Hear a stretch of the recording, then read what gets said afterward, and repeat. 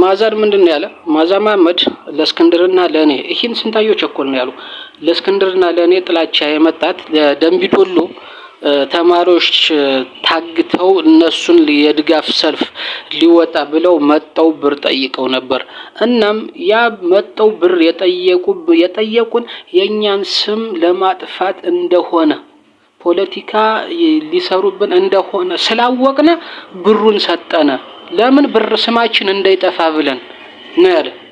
አንደኛ አንተ ማነህና በአማራ ህዝብ ስም የሰበሰብኸውን ብር ለአማራ ህዝብ አንድነት አስኬድበታለሁ አንድነቱን አጠናክርበታለሁ ብለህ የሰበሰብኸውን ብር አንተ ለአማራ ችግር ለአማራ እንትን አልደርስም ምትል ፖለቲካዊ ሊሰሩብኝ ስለሆነ ነው እንጂ ያን 20 ሺህ ብር አንስቼ ለማዛ መሐመድ ለሰልፉ ብላ ስትጠይቀኝ የሰጠኋት አልሰጣትም ነበር። አንተ ማን አልሰጥም ምትል ኢኮ ኮርፖሬት ሲቲዝንሺፕን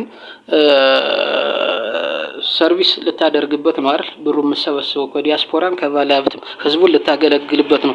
ስለዚህ ያንተ ፖለቲካዊ ትግል ፖለቲካ ይሰሩብኛል። አንተ እኮ ፖለቲካን በትክክለኛ ደረጃ በትክክለኛ በቀናነት እኮ ይህን ስራ ሰርተህ ነው ልብ ውስጥ ፖለቲካ አማራ ህዝብ ውስጥ ፖለቲካ መስራት ያለብህ እንጂ ሰዎች እንደዚህ ስሜን ሊያጠፉ ስለመጡ ነው እንጂ የሰጠን አልሰጥም ምትል አንተ ማን?